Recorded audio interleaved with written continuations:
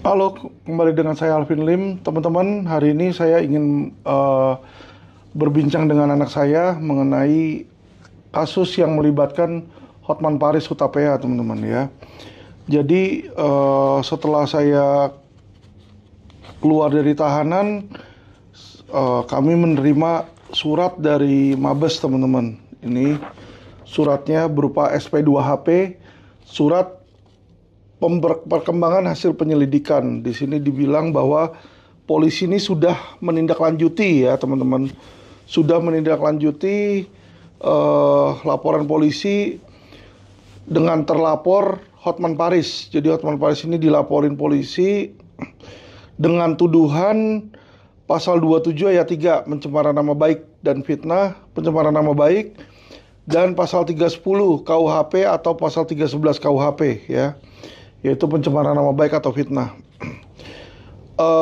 Dibilang di sini bahwa penyelidik telah melakukan interview terhadap saksi-saksi yang ada.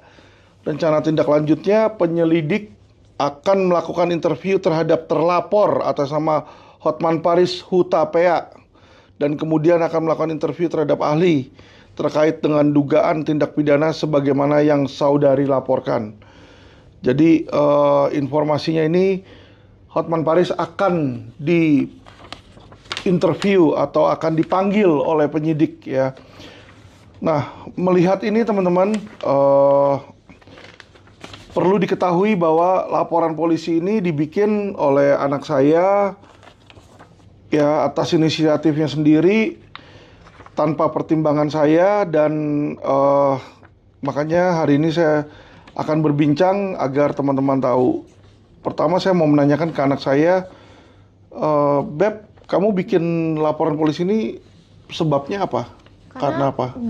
Karena orang itu kan ngejelek-jelekin aku di sosmed. Jelek-jelekin Ngomong-ngomong kamu? ke orang aku dieksploitasi, dipakai. Gitu ya? Iya kan nggak bener. Nggak bagus di situ. Terus kenapa mesti laporan polisi? Kenapa nggak ya udah biarin aja gitu?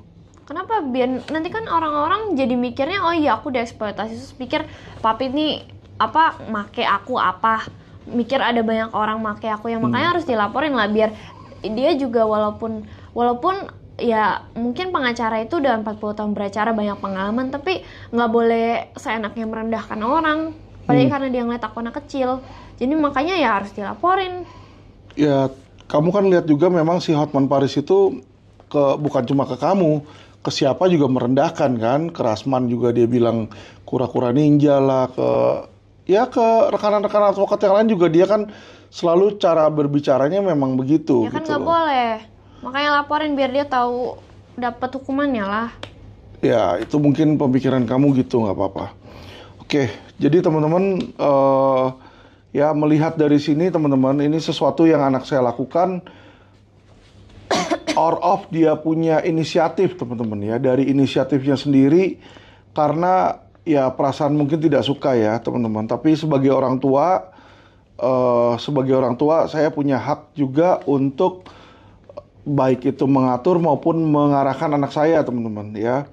Jadi melihat laporan polisi yang ada, bukan bagaimana gitu teman-teman, anak saya kesal sama Hotman Paris, sebenarnya ya saya pun juga ada perasaan gak suka juga bagaimana dia, Hotman Paris juga menuduh saya modus sakit segala macam dan lain-lain ya. Modus sakit, terus juga dia lihat di IG-nya dia banyak masukin tentang, dia bilang kasus pemalsuan lah, napi lah, mantan napi dan lain-lain. Tetapi teman-teman, ya kita ini harus dalam satu hal ini dewasa. Bukan hanya dewasa secara umur, tapi juga dewasa secara pemikiran. Ya, yang namanya orang ngejek, ngata-ngatain itu udah sering. Ya, dan kita harus belajar dari presiden kita juga, yaitu Presiden Jokowi. Ya, kita harus belajar juga dari Gibran, teman-teman ya, Kaisang. Ya, teman-teman lihat betapa banyak keluarga presiden itu hampir tiap hari teman-teman. Kalau saya buka TikTok, saya buka media sosial, itu banyak yang ngata-ngatain, banyak yang ngeledekin, banyak yang melecehkan. Contoh Jokowi dibilang PKI lah, Presiden Jokowi dibilang raja bohong lah di situ ya. Tapi kita lihat dong, apakah Jokowi pernah melaporkan masyarakat-masyarakat atau orang-orang yang mengejek dia. Tidak. Ya. Jadi untuk hal yang sama, ya, saya menganggap Hotman Paris ini, walaupun kasar ngomong orangnya ini, ya bagi saya ya, opini saya menyebalkan di situ terhadap saya. Tapi balik lagi, ini bukan hal besar yang dimana kita perlu melakukan langkah pidana. Langkah pidana itu, Kate, itu adalah ultimum remedium atau langkah terakhir. Ya, kamu secara keuangan gak dirugikan kan sama Hotman Paris? Enggak. Buat apa kita buang-buang waktu? Maksud saya adalah kita ini punya banyak waktu lain ya untuk berkarya, untuk membantu masyarakat, untuk belajar, untuk mengajar. Ya, jangan luangkan waktu untuk berantem sama orang yang kayak begini. Apalagi kalau orangnya itu kayak badut. Ya kan, dia ini bisa dibilang kayak badut. Kenapa kayak badut? Ya, hari ini pakai baju warna-warni, besok bikin orang ketawa-ketawa, joget-joget begitu. Udah biarin aja. Karena memang itulah sifat dan tingkah laku dia untuk menarik perhatian. Ya, badut itu ada bikin orang senang, entertainment. Makanya dia masuk ke entertainer di situ. Jadi hal yang seperti itu tidak perlu kita tanggapi dan tidak perlu kita tindak lanjuti dengan hal yang negatif pula gitu ya.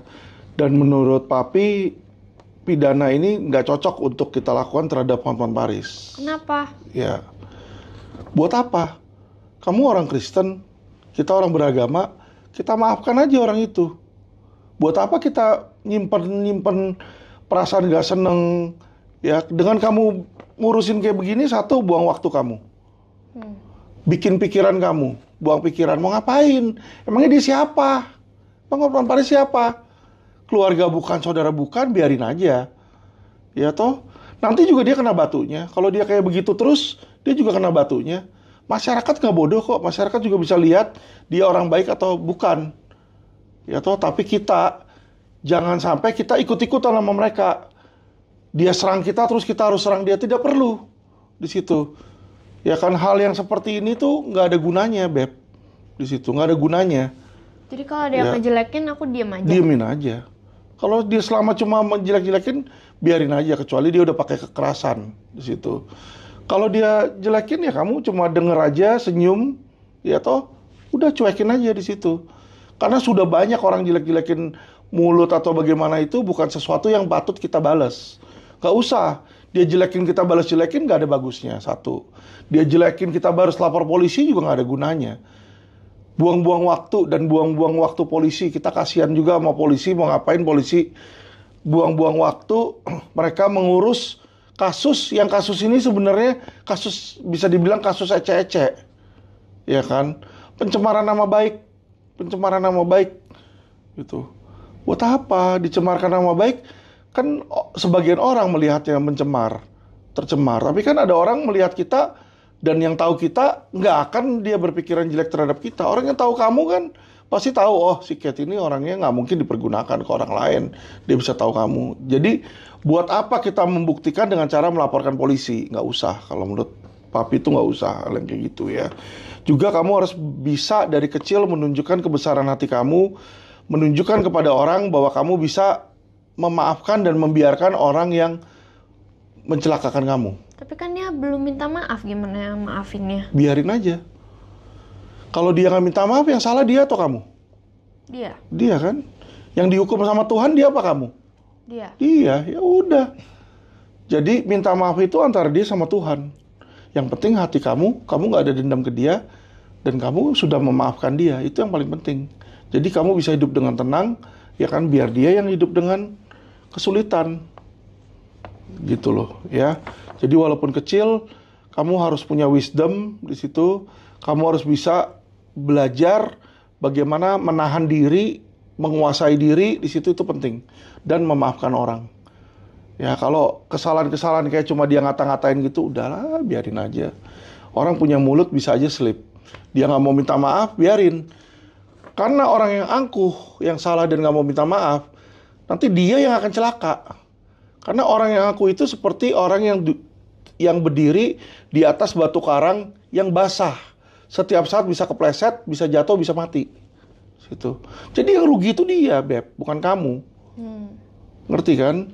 Biarin aja. Jadi ini untuk laporan polisi ini ya teman-teman, saya sebagai ayahnya Kate sudah bikin surat permohonan pencabutan, ini suratnya ke Mabes Polri. Saya meminta agar Mabes Polri ini mencabut di sini ya laporan polisinya. Bisa dilihat di belakang sini yang tanda tangan saya ya. Jadi bukan Kate yang meminta, tapi saya yang sebagai orang tua yang mengambil inisiatif dengan alasan adalah bahwa kami sudah memaafkan yang bersangkutan walaupun yang bersangkutan tidak minta maaf. Ya, saya tegaskan bahwa pencabutan ini nomor satu ya, bukan karena kami takut pada Hotman Paris, tidak. Ya, kami nggak takut sama Hotman Paris. 1000 Hotman Paris juga kita nggak takut, gitu ya. Tidak ada manusia yang patut kita takuti kecuali Tuhan. Kedua, teman-teman ya, saya tegaskan tidak ada pembicaraan antara saya sama Hotman Paris ataupun anak saya dengan Hotman Paris. Ya, kami mencabut ini atas inisiatif sendiri, ya, tanpa ada desakan dari manapun, baik dari Hotman Paris maupun temannya dia atau siapa, itu tidak ada, teman-teman. Dan yang ketiga, teman-teman ya, tidak ada barter uang ataupun insentif apapun yang diberikan oleh Hotman Paris kepada kami untuk mencabut hal ini, ya. Jadi nggak ada barter kasus atau barter uang, nggak ada, teman-teman ya. Kita ini lakukan semua ini secara ikhlas, teman-teman, secara ikhlas dengan penuh integritas. Kenapa? Ya kan? Karena seperti yang saya bilang di situ. Orang boleh brengsek, dia boleh jahat, tapi saya tidak mau ikut-ikutan jahat. Dan yang terlebih adalah saya tidak mau tangan anak saya ini kotor untuk urusan kayak begini, urusan sepele seperti Hotman Paris ya.